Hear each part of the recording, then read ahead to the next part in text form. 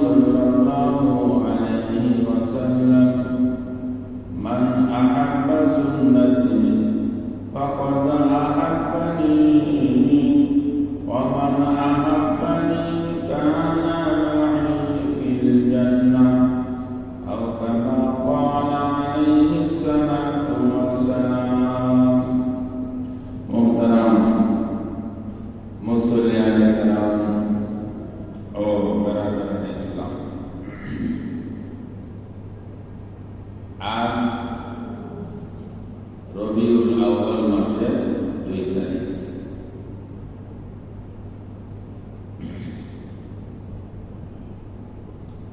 রবিউল আউয়াল মাসে আমাদের নবী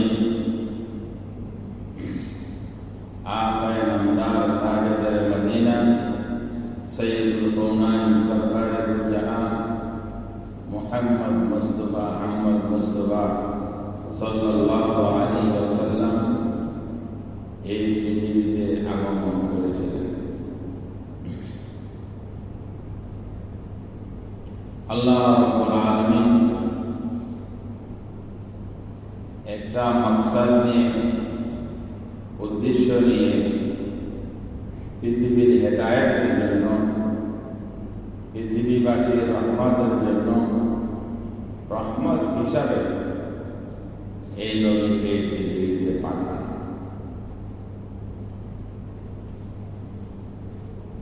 রাসূল করিম সাল্লাল্লাহু আলাইহি ওয়াসাল্লামকে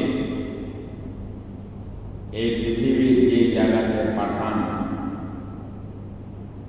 এই জায়গার ভৌগোলিক অবস্থান কেমন ছিল, ঐতিহাসিক অবস্থান কেমন ছিল, শিক্ষা দীক্ষা কেমন ছিল, কিছুটা আন্দাজ যদি করা যায় তাহলে তার পৃথিবীতে আসার পরে, নবুয়ত প্রাপ্তির পরে পরিবর্তনটা কি করেছেন তা সামান্য অনুমান করা যাবে। রাসূল করিম সাল্লাল্লাহু আলাইহি সাল্লামকে এই পৃথিবীর মাঝখানে পাঠাইছে। আর একটা পৃথিবীর মাঝ, যেমন একটা মানুষের হৃদপিণ্ডটা হল মধ্যখানে দ্বীপ, আরব ভূখণ্ড এরকম দ্বীপ। আরব ভূখণ্ডের 3 দিক দিয়েই পানি আর পানি, এক দিকটা স্থলভাগের সঙ্গে সংযোগ আছে।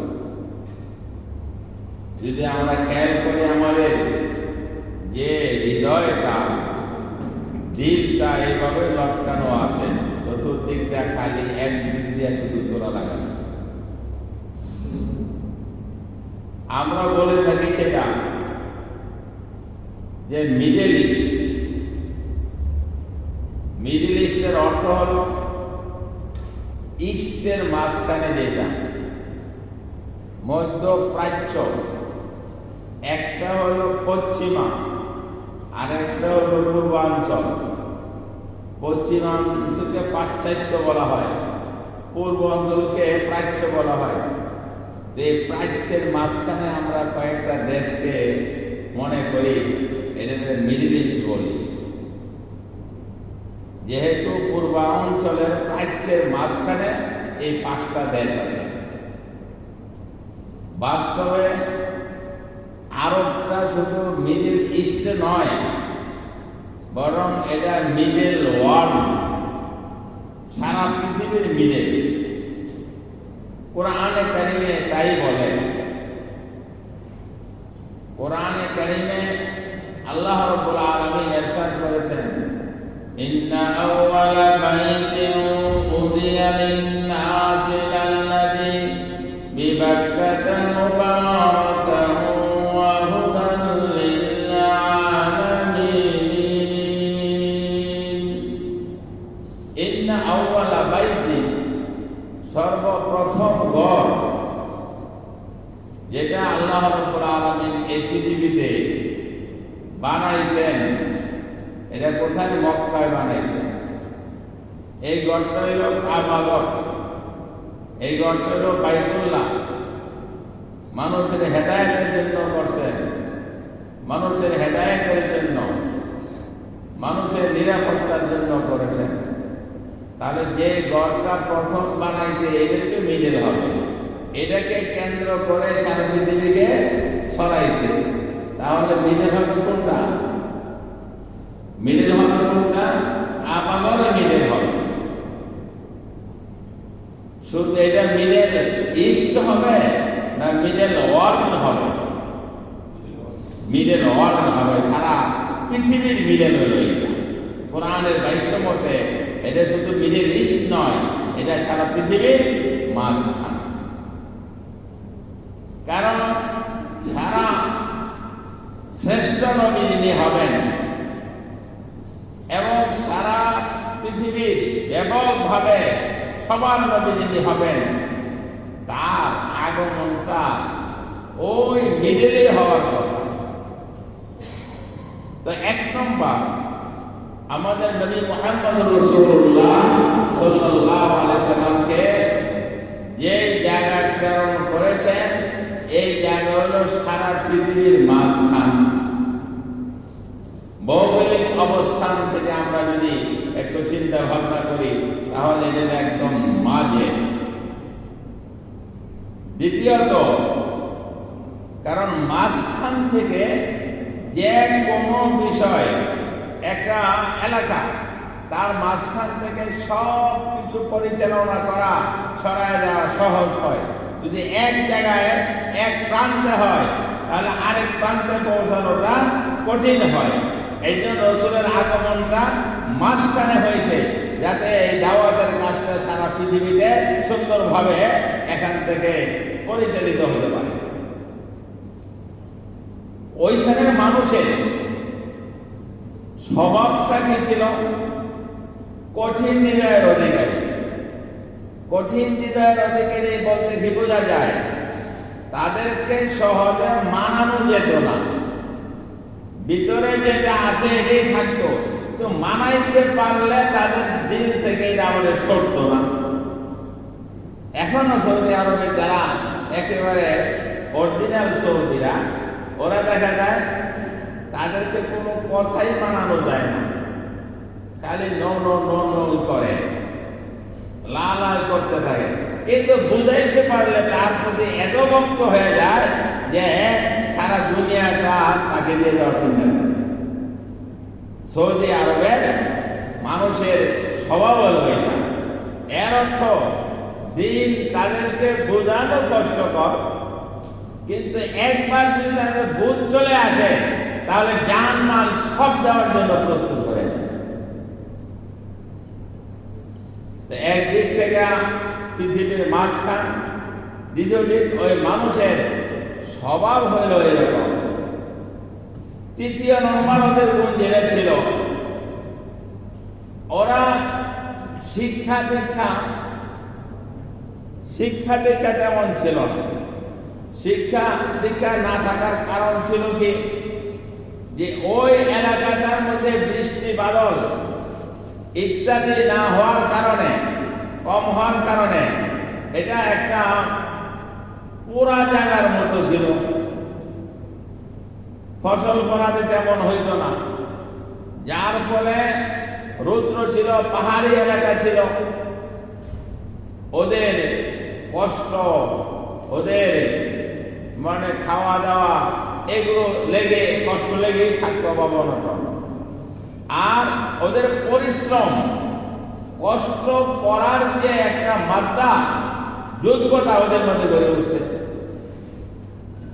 তো একদিকটা ওদের কষ্ট করার যে একটা যোগ্যতা ওদের মধ্যে ফিতরিভাবে, স্বভাবজাত ভাবে আছে সেখানে।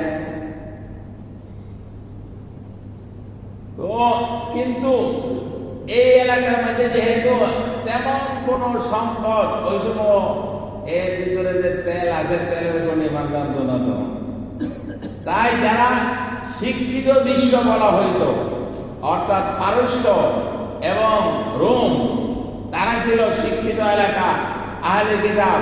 তারা এই জায়গাটার মধ্যে নজর দিত না, কারণ নজর তো ওই সময় দেয় যদি একটা সম্পদ থাকে, তেল তাকে নেওয়ার মতো থাকে, স্বর্ণ তাকে নেওয়ার মতো থাকে। কিন্তু এই এলাকার মধ্যে না ফসল ফলাতে ভালো ছিল, না কোনো ধরনের সম্পদ ছিল, এই জন্য কারো দৃষ্টি ওই দিকে আসতো না।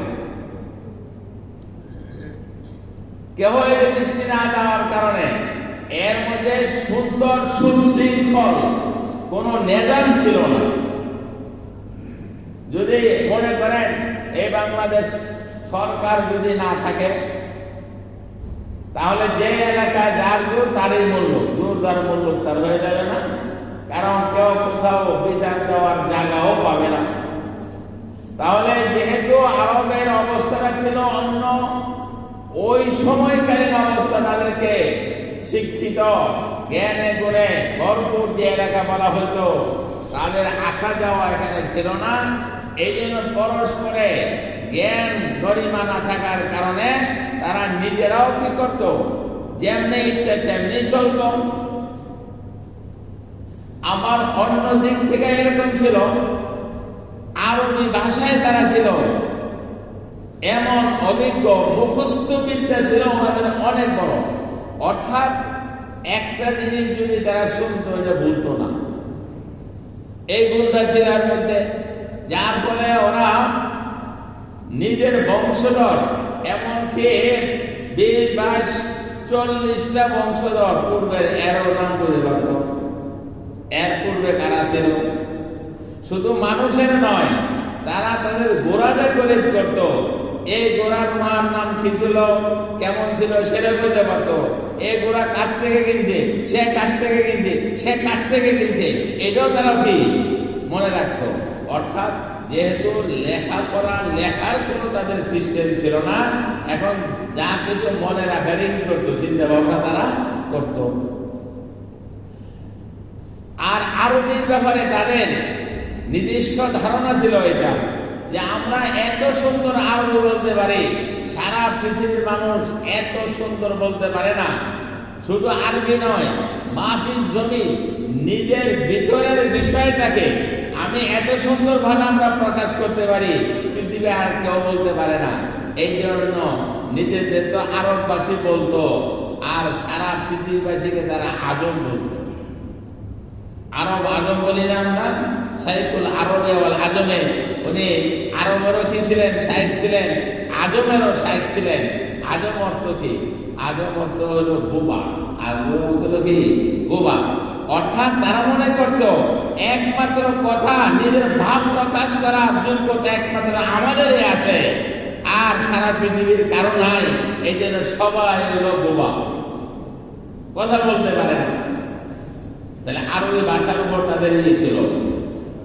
তো একদিক থেকে ওনাদের ভৌগোলিক দিক থেকে ছিল মিডল, সারা পৃথিবীর মাঝখান আরব। দ্বিতীয় নম্বর ছিল তারা মেহনত করে অভ্যস্ত। তৃতীয় নম্বর ওদের মধ্যে ছিল জেহেন শক্তি, মেধা শক্তি অনেক প্রখর ছিল।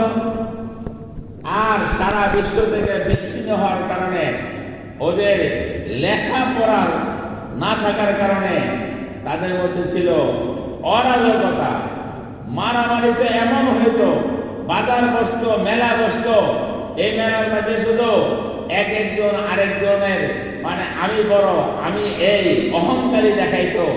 কেউ যদি কারো সঙ্গে লেগে যাইতো, তার যুদ্ধ, এক যুদ্ধ 40 বছর পর্যন্ত চলত। আর শিক্ষা না থাকার কারণে গরু, ছাগল, হায়ান জানোয়ার যেরকম ভাবে তাদের কাছে কোনো ন্যায় ট্যায় কিছু বালাই থাকে না, তাদের মধ্যে কোনো আদর্শের বালাই থাকে না, যেমনি ইচ্ছা সেমনি কি নিজের জীবন যাপন করে, তাদের অবস্থা ছিল। এমনকি বাবার মৃত্যুর পরে মাকে তারা মিরাজ হিসাবে বর্ণন করে নিত সন্তানরা। কতটুকু অধপতন হইল হইতো। এমন একটা সময় রাসূল কারীম সাল্লাল্লাহু আলাইহি ওয়াসাল্লামের আবির্ভাব হয় সেই মক্কা নগরীতে। কেন হয়? যে যারা ওইখানে মানুষ হবে তাদের গুণ হবে যে ইসলাম ধর্ম একবার গ্রহণ করলে আর ফিরানো যাবে না। সাহাবায়ে কেরামকে যখন ইসলাম ধর্ম গ্রহণ করেছেন তখন আর কোনো মানুষ ফিরাইতে পারে নাই। হযরত বেলাল হাবশী রাদিয়াল্লাহু তাআলা আনহু, হযরত হারুন আবু যর গিফারী রাদিয়াল্লাহু তাআলা আনহু, তাদের জীবনে পাওয়া যায় যে মারতে এমন অবস্থা করে ফেলছে যে একদম লাশ হয়ে গেছে। নিচে গরম বালি, উপরে পাথর চাপা দিয়ে রাখা হচ্ছে, আর বলে যে তুমি তোমার ধর্ম থেকে ফিরে আসো, তাহলে তোমাকে আমরা রেহাই দিয়ে দিব, মুক্ত করে দিব। তিনি বলেন আহাদ আল্লাহ এক, দিন থেকে সরাতে পারে না। হযরত বিলাল রাদিয়াল্লাহু তাআলা আনহু অবস্থা এই দাঁড়াইলো যে মারতে ওরা মনে করছে মারা গেছে, ফেলে দিছে। পাশে দিয়ে যাচ্ছিলেন হযরত আবু বকর সিদ্দিক রাদিয়াল্লাহু তাআলা আনহু। তার অবস্থা দেখে ভাবছেন যে হারে কত কষ্ট, কিছু করার ছিল না, কিন্তু এই মানুষটাকে তো কবর দিতে হবে, মরা লাশ। উনি যখন তার কাছে গিয়ে তাকে ধরলেন, দেখেন যে মরে নাই, ইনি জীবিত আছেন। যখন জীবিত আছেন আশেপাশের মানুষও বুঝতে পারলো, তখন ওই কাফেররা আরে এত মরে নাই, এত মারা যায় না, এত জীবিত আছে, এটা দেওয়া হবে না। আবু বকর সিদ্দিক রাদিয়াল্লাহু তাআলা আনহু বললেন, একে আমার কাছে বিক্রি করে দাও। হ্যাঁ, এটা বিক্রি করে দিতে পারি, তবে তার দাম এই, যত টাকা দাম হবে এর 3 গুণ দাম চাইছে। আবু বকর সিদ্দিক রাদিয়াল্লাহু তাআলা আনহু তারা যত টাকা বলছে তত টাকা দিয়েই তাকে নিয়ে আসছে, কাঁধে করে বাড়ি নিয়ে আসলেন। তো এই অবস্থায় ইসলাম ধর্ম থেকে সামান্যতম তাকে সরাইতে পারে না। আল্লাহু আকবার। আবু বকর নিয়ে আসলেন। আবু বকর রাদিয়াল্লাহু তাআলা আনহু আইনা তাকে আযাদ করে দিলেন। কেউ আবু বকরকে বললেন, হে আবু বকর, তুমি এমনি গোলাম খরিদ করে আযাদ করে দিয়েছ, কিন্তু শর্ত সাপেক্ষে করতে পারো না এটা। কারণ যাদেরকে তুমি আযাদ করবে তারা তো তোমার ভক্ত হয়ে থাকবে, তোমার জনবল কম, তাহলে তোমার জনবল হবে, তোমার লাঠি হবে, এটা তো করতে পারো। আবু বকর সিদ্দিক রাদিয়াল্লাহু তাআলা আনহু বললেন, আমি তো জনবলের জন্য, আমি জনবল বৃদ্ধির জন্য, আমি শক্তিশালী হওয়ার জন্য আমি কাউকে আযাদ করি না। আমি তো আযাদ করি কাকে খুশি করার জন্য? আল্লাহকে খুশি করার জন্য। ওমা লিআহাদিন মিন নি'মাতিন তুজা ইল্লা বিতিগাহি রাব্বিহিল আলা। কেউ আমার এই অনুগ্রহের কারণে আমার প্রতিদান দেখ, এই জন্য আমি চাই না, একমাত্র আল্লাহর সন্তুষ্টির জন্য চাই। আল্লাহ তাআলা কোরআনে কারীমের মধ্যে তার যে প্রশংসা, আবু বকরের প্রশংসা আয়াত নাযিল করেছেন।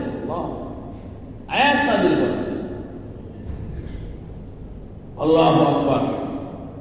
তো তাদের অবস্থা ছিল, একবার যদি সে মুমিন হয়, ঈমান নিয়ে আসে, আর ঈমান থেকে কোন সাহাবীদেরকে সরাইতে পারে না। তো ইসলামের প্রসার সুবিধা, সে মক্কা থেকে আরবি ভাষা বোঝার জন্য, কোরআন বোঝার জন্য দরকার ছিল, সেই আরবি সেই সলাহিত এলাকার ছিল। আর মেহনত মুজাহাদা এটাও ছিল। আর অভাব অনটনের মাঝে থাইক্য নিজের জীবন যাপন করা এরও অভ্যস্ত ছিল, যার কারণে সাহাবায়ে কেরাম রিদওয়ানুল্লাহি তাআলা আলাইহিম আজমাইনের মধ্যে রাসূল কারীম সাল্লাল্লাহু আলাইহি সাল্লাম 40 বছর পর্যন্ত বহু চেষ্টা করেছেন তাদের এই অবস্থা থেকে ফিরে আনার জন্য। আর দোয়া করতেছেন, আল্লাহ এমন কোন বাণী দাও, এমন কোন ঔষধ দিয়ে দাও, এই উম্মতকে যেন একটা ভালো পথে, ন্যায়ের পথে নিয়ে আসতে পারি। 40 বছর দোয়া, 40 বছর পরে 39 বছর 6 মাস যখন হলো, তখন এলাকা ছেড়ে গিয়ে গাড়ে হেরাই গিয়ে বসে এরপর ধ্যানমগ্ন হয়ে গেলেন। 6 মাস পূর্ণ হওয়ার পরে জিবরাইল আলাইহিস সালাতু ওয়াস সালাম এসে বললেন, ইকরা, পড়ো, ইকরা, পড়ো। রাসূল বললেন, মা আনা বিকারি, এই এলাকায় তো কোনো পড়া নেওয়া ছিল না, স্কুল কলেজ ছিল না, আমি তো আগের থেকে কিছু পড়তে জানি না, পড়া শিখি নাই, মা আনা বিকারি, আমি পড়তে জানি না। আবার চাপ দিলেন, বললেন ইকরা, পড়ো। রাসূল বললেন, মা আনা বিকারি, আমি তো পড়তে জানি না। আবার বললেন, চাপ দিলেন, আবার বলেন ইকরা, পড়ো। আবার বললেন পড়তে জানি না। চতুর্থবারে যখন চাপ দিলেন আর বললেন পড়ো, পড়তে শুরু করলেন। ইকরা বিসমি রাব্বিকাল্লাযী খালাক, খালাকাল ইনসানা মিন আলাক, ইকরা ওয়া রাব্বুকাল আকরাম আল্লাযী আল্লামা বিল কলম। এমন পড়া শুরু করলেন, তিনি নিজে ঘোষণা দিলেন, ইন্নী উতিতু ইলমাল আউয়ালিনা ওয়াল আখিরিন। পৃথিবীর শুরু থেকে শেষ পর্যন্ত মানুষকে যত জ্ঞান দেওয়া হয়েছে, আমি নবী মুহাম্মদ সাল্লাল্লাহু আলাইহি ওয়াসাল্লাম একাকেই এতটুকু জ্ঞান দেওয়া হয়েছে।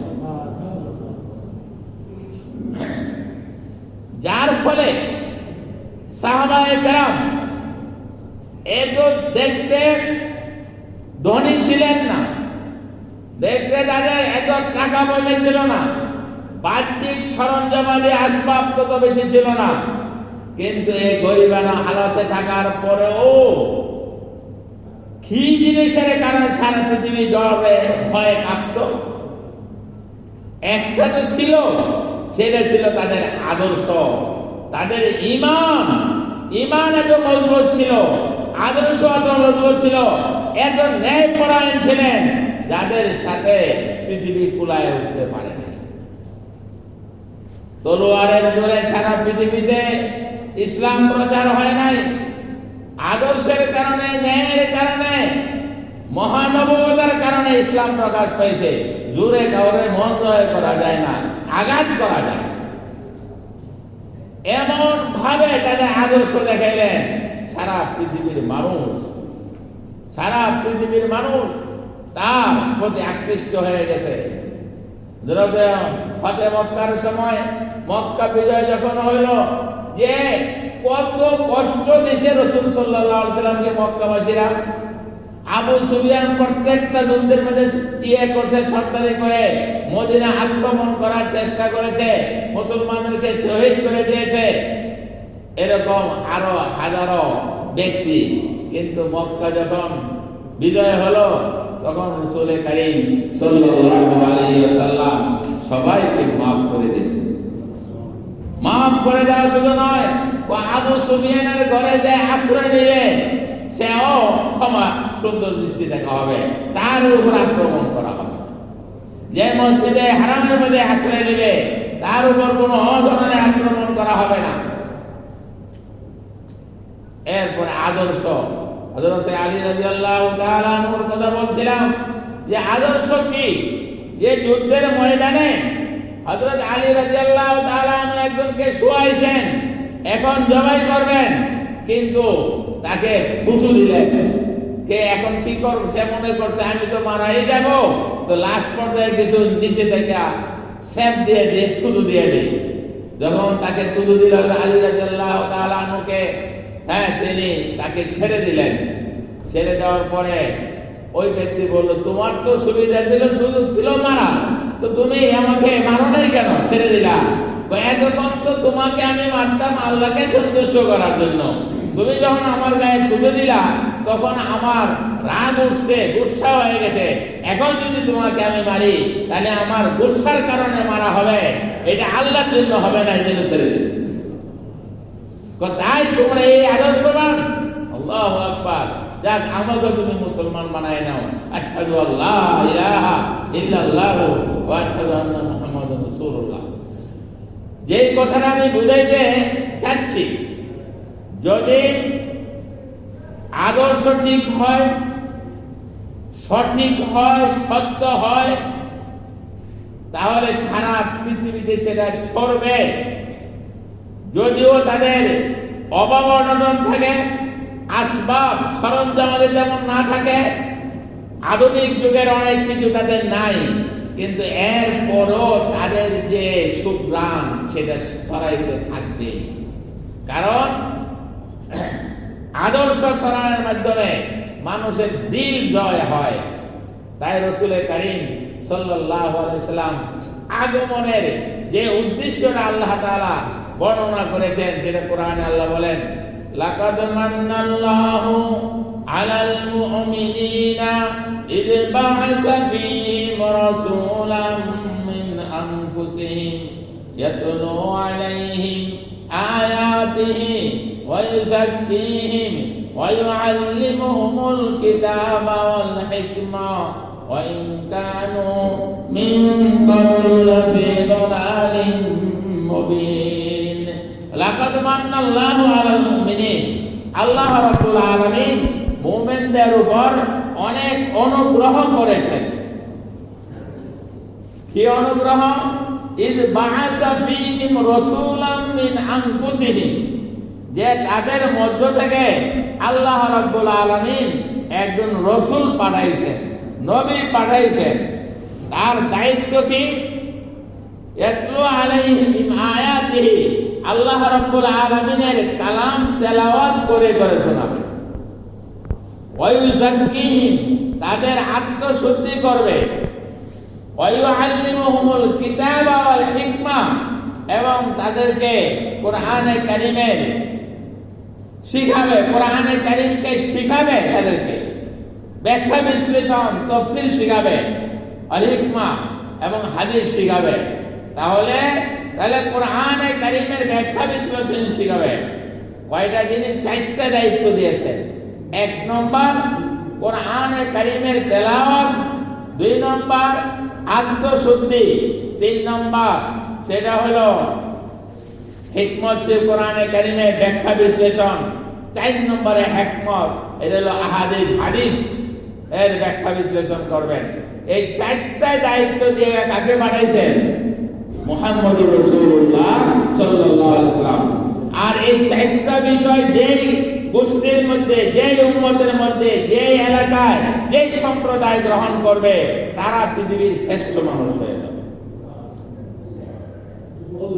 রাসূল কারীম সাল্লাল্লাহু আলাইহি ওয়াসাল্লাম, আমি বলি যে আল্লাহ তাআলার অনুগ্রহ হাজারো আছে আমাদের মধ্যে।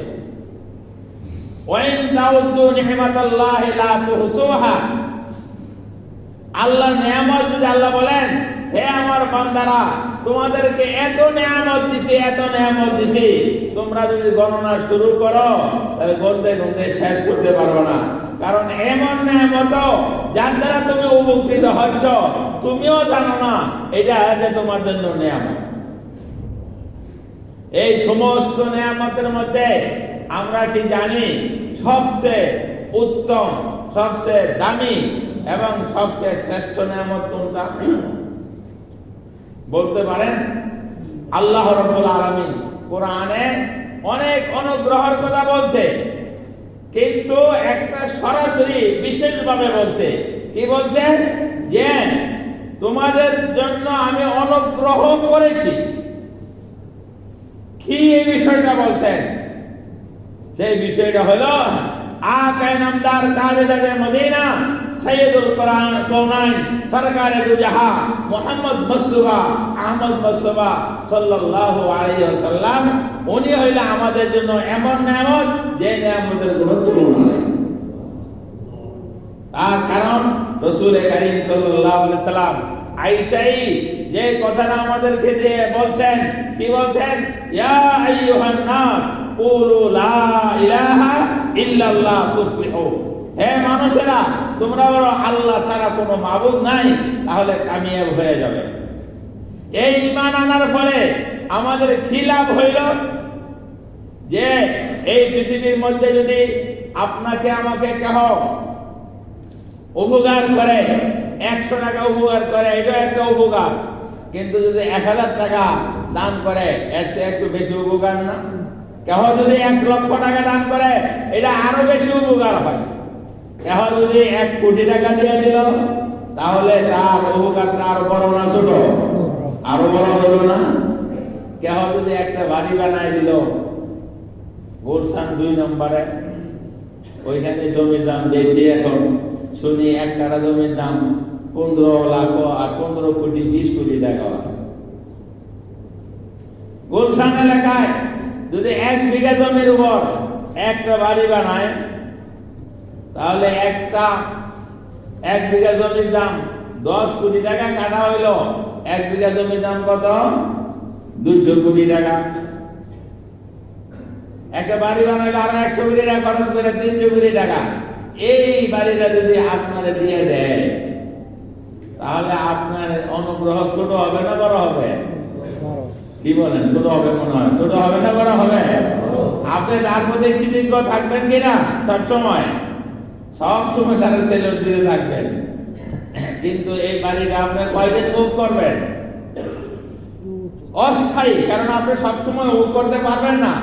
আপনার নিঃশ্বাসে বিশ্বাস নাই কোন সময় আপনি মারা যান, এরপরে কিন্তু এই বাড়ি আপনি ভোগ করতে পারবেন না। যদি কেহ এমন একটা বাড়ি বানায় দেয় যে বাড়িটা হবে এই দুনিয়ার 10 দুনিয়ার সমান, আর যেই বাড়ির মালিক একবার হইলে আর কোনোদিন আপনি মরবেন না, সারা জীবন অনন্তকাল ভোগ করতে পারবেন, এমন একটা বাড়ি যদি কারো উসিলায় হয়, তাহলে ওই ব্যক্তির অনুগ্রহ আপনার উপর কেমন? ছোট না বড়? বড় না? তো আকে নামদার তাজের মিদানে মদিনা সাইয়্যিদুল কাওনাইন সরকারে দুজাহা মুহাম্মদ মুস্তাফা আহমদ মুস্তাফা সাল্লাল্লাহু আলাইহি সাল্লামের উসিলায় ঈমান আনার মাধ্যমে আমরা পরকালে এরকম বাড়ি পাবো না? কারণ সবচেয়ে কম যাকে দেওয়া হবে জান্নাতে এই দুনিয়ার 10 দুনিয়ার সমপরিমাণ দেওয়া। তাহলে যিনি এত অনুগ্রহ করেন, এত বড় নিয়ামত আমার জন্য, তার কথা, তার শুকরিয়া আদায় করা দরকার আছে কিনা? সুতরাং তার সুন্নত, যে হাদিসটা পড়লাম আমি, মান আহাব্বা সুন্নতি ফাকাদ আহাব্বানি ওমান আহাব্বানি কানা মাই ফিল জান্নাহ, যে আমাকে ভালোবাসলো, অর্থাৎ আমাকে ভালোবেসে আমার কি করলো? অনুসরণ করলো। মান আহাব্বা সুন্নতি ফাকাদ আহাব্বানি, আমার সুন্নতকে ভালোবাসলো, অর্থাৎ আমার আদর্শকে ভালোবেসে তার জীবন আদর্শ সেইভাবে বাস্তবায়ন করলো, তাহলে আমাকে সে ভালোবাসলো। আমার সুন্নতকে ভালোবাসা, আমার আদর্শকে ভালোবাসা, আমাকে ভালোবাসা, আর যে আমাকে ভালোবাসবে আর জান্নাতে আমার সঙ্গেই সে থাকবে। আমরা জান্নাতে রাসূলের সঙ্গে থাকতে চাই, হ্যাঁ? তাহলে কি করতে হবে? মাথা থেকে পা পর্যন্ত রাসূলের আদর্শ বানাইতে হবে কিনা? রাসূল যেভাবে চুল রাখছেন সেভাবে রাখতে হবে, একদম ছোট করে রাখতে হবে, অথবা বাবরি রাখতে হবে, মাঝখানে কোনো রাখি নাই। রাসূল সাল্লাল্লাহু আলাইহি সাল্লামের দাড়ি ছিল সব সময়, আমারও দাড়ি রাখতে হবে কিনা? দাড়ি রাখা কি? দাড়ি রাখা কি? সুন্নাত। দাড়ি রাখা সুন্নাত, এই কথাটা কিন্তু সঠিক না। এটা করতে কেমনে প্রচার হইল? দাড়ি রাখা সুন্নাত, কারণ আমরা ক্যাটাগরি, একটা ফরজ আর একটা ওয়াজিব আর একটা সুন্নাত। কিন্তু আমরা ফরজ সবচেয়ে উচ্চ পর্যায়ে, যেটা অবশ্য, আর ওয়াজিব এর চেয়ে একটু কম, কিন্তু এটা অবশ্যই করতে হবে, না কোনো হবে। সুন্নাত অর্থ হইল যে আরো নিম্ন রাখলে রাখা যায়, না হলে না রাখলেও চলে। কিন্তু বাস্তব কিন্তু এই কথার ভুল প্রসারিত হয়েছে। মানে দাড়ি রাখা ওয়াজিব, আবার দাড়ি রাখা ওয়াজিব, প্রমাণিত বিসুন্নাহ। আমরা কোরআন সুন্নাহর আলোকে বলি না, কোনটা ডাইরেক্ট কোরআন দিয়ে প্রমাণিত, আর কোনটা সুন্নাহ দিয়ে প্রমাণিত। তো ফরজ যেরকম কোরআন দিয়ে প্রমাণিত হয়, সুন্নাহ দিয়ে প্রমাণিত হয়। যেমন 4 রাকাত ফরজ নামাজ পড়া, এটা কিন্তু কোরআনে নাই, কিন্তু এটা 4 রাকাত ফরজ, এটা কিন্তু সুন্নাহ দিয়ে প্রমাণিত। তাহলে দাঁড়িয়ে রাখার বিষয়টাও কিন্তু সুন্নত দিয়ে প্রমাণিত, দাঁড়িয়ে রাখা ওয়াজিব। মাসলাটা আমি বলে দিতে চাচ্ছি, যেহেতু অনেকের আপনার সবাই বলছেন সমর শরীর সুন্নত, তাহলে একটা ভুল ধারণা আছে না? কারণ যখন আমি জানবো যে এটা রাখা জরুরি, এটা ওয়াজিব, তখন আমার ভিতরে প্রেরণা জাগবে রাখার জন্য। আমি কারো কথা শুনবো না, আমি তো জান্নাতে রাসূলের সঙ্গে থাকতে চাই। সুতরাং দুনিয়ার কে কি হবে না হবে, কে ভালোবাসবে, কে আমারে খারাপ বলবে না বলবে, কোনো তোয়াক্কা নাই। আমি জান্নাতে রাসূলের সঙ্গে থাকতে চাই। সুতরাং রাসূলের এই আদর্শ আমার জীবনে বাস্তবায়ন করবই, করতে রাজি আছি আমরা ইনশাআল্লাহ। আব্দুল্লাহ দেখেন না, আল্লাহ তুমি তৌফিক দান করো। আমি এই মজলিসের মধ্যে চাচ্ছি এইটা, যারা আমরা দাঁড়িয়ে আছে তারা তো দাঁড়িয়ে রাখবোই, আর রাখছি, যারা এই পর্যন্ত রাখি নাই, খালি মনে মনে ভাবছি রাখবো, নতুন করে এই মজলিসে এক দুইজন এরকম আছে, ইনশাআল্লাহ আজকে নিয়ত করলাম আর দাড়ি কাটবো না, আজকে ইনশাআল্লাহ দাড়ি রাখা শুরু করব। এরকম এক দুইজন আছেন ইনশাআল্লাহ, হাত তুলেন তো দেখি যে ইনশাআল্লাহ এখন থেকে আর দাড়ি কাটবো না। জান্নাতে থাকতে চাই না রাসূলের সঙ্গে? থাকতে চাই কিনা? তাহলে রাসূল বলছেন আমার ইত্তেবা করলে আমার সঙ্গে থাকতে পারবা, তো নিয়ত করতে পারি না কমপক্ষে, দাড়ি রাখার নিয়ত করতে পারি কমপক্ষে ইনশাআল্লাহ। দুই একজনে দেখেন না ইনশাআল্লাহ, এবং দোয়া করবো আমরা, আল্লাহ আপনার জীবন ও শান্তিময় করে দেবে। এক দুদিন একটা হাত তোলেন, একটা ইনশাআল্লাহ এখন থেকে আর ইনশাআল্লাহ নিয়ত করে ফেললাম। আছে না এরকম? আছে একজন? আছে এরকম? আল্লাহ তাআলা দুই একজনে হাত তুলছেন, আল্লাহ তাআলা কবুল মঞ্জুর করেন। এখন অনেকে ভাবতেছে এটা যে রাখবো তো অবশ্যই ইনশাআল্লাহ, এখন সবার সামনে হাত তুললে একটু লজ্জা বোধ হয়। আচ্ছা ঠিক আছে, হাত তোলা দরকার নাই, এটা আমার কয়ে দেন হুজুর, আপনি বলছিলেন ইনশাআল্লাহ একটু দোয়া করেন, মুসাফা করে দেবেন নামাজের পরে ইনশাআল্লাহ। কাজ হওয়া দরকার না, এত ওয়াজ করি, এত কথা বলি, জান্নাতে যাইতেও রাজি, রাসূলের সঙ্গে থাকতেও রাজি, কিন্তু কেন পারবো না? কোন জায়গায় বাধা? বউ খুশি হয়, অনেকে বলে বউ বেড়াতে হয়, অত শতকরা দুই এক জায়গায় হইতে পারে যে বউ বলে যে কি দাঁড়িয়ে রাখতো না, কিন্তু অধিকাংশ জায়গায় বউ আর খুশি হয়, স্ত্রী খুশি হয় যে হ্যাঁ আপনি দাঁড়িয়ে রাখছেন, খুব সুন্দর দেখা যায়। কে বলছে এটা? আর নারাজ হইলে তো আমি তো রাসূলকে নারাজ করে বউরে খুশি করতে পারি না। পরিবেশ, বড় বড় ধনী ব্যবসায়ী দাঁড়িয়েওয়ালা দেখছি, বড় বড় অফিসার দাঁড়িয়েওয়ালা দেখছি, হ্যাঁ এমপি মন্ত্রী দাঁড়িয়েওয়ালা দেখছি, তার দাড়ির কারণে তো কি হয় না, কোনো জায়গায় থেকে নাই। এটা অহেতুক একটা কথা, নিজের নর্সে চায়, নর্সে আর কদিন করে নাই, আসলে অন্য কারো দোষ না, কারো দোষ না। কেউ রাখতে চাইলে কোথাও বাধা নেই। তাই একটা কথা আসলো, আল্লাহ তাআলা আমাদের সবাইকে তৌফিক দান করুন। আমি খোলাসায় যে কথাটা আমি বলতে চাচ্ছি, যে যদি কোনো একটা গোষ্ঠী, সম্প্রদায়, কোনো এলাকায় তারা দুনিয়াদারির দিক থেকে গরিব হোক, আধুনিক জিনিস তার কাছে কম থাকুক, কিন্তু আদর্শ যদি থাকে, নামাজ রোজা করে, ন্যায়পরায়ণ হয়, তারপরে জুলুম মুক্ত হয়, হ্যাঁ এই সব কিছু যদি হয়, তাহলে তার আদর্শ এটা অন্যের কাছে পৌঁছবে। সারা পৃথিবী আতর যেখানে আছে সুগ্রাম ছড়াবেই, যত চেপে রাখার চেষ্টা করো। আর দুর্গন্ধ এটা যতই চেপে রাখা হোক, এই দুর্গন্ধ বাহিরে যাবেই। আমাদের বর্তমানেও আমরা চেষ্টা করে দেখেন, আমাদের বাংলাদেশ হওয়ার পরে আগে আরো আগের থেকে বলে কয়েকটা জিনিসের বিরোধিতা আমরা সবাই করি। দুর্নীতি খারাপ জানি আমরা, জুলুম খারাপ জানি আমরা, ঘুষ খারাপ জানি আমরা, কিন্তু আবার আন্দোলন সবসময় এর বিরুদ্ধে হয়। ওই জুলুম করতেছে, এই জুলুম করতেছে, আমরা আসলে জুলুম করব না, এই দুর্নীতি করে, আমরা আসলে করব না, হ্যাঁ এই করে সেই করে, কিন্তু দেখা যায় আবার ওইটাই আসে। মানে ঘুষ বলেন, দুর্নীতি বলেন, জুলুম বলেন, এটা রুলিং হয়, রুলিং হইতে থাকে। অর্থাৎ আগে এক দল করছে, আগে এক সম্প্রদায় করছে, পরে আরেক সম্প্রদায় করে, পরে আরেকটা করে, পরে আরেকটা করে। ওই তিনটা জিনিস কিন্তু থাকে। তাহলে আন্দোলন সব কিছু কিসের জন্য হইল? তাহলে তুমি কেন করবা, আমাদের সুযোগ দেয় উল্টো করা।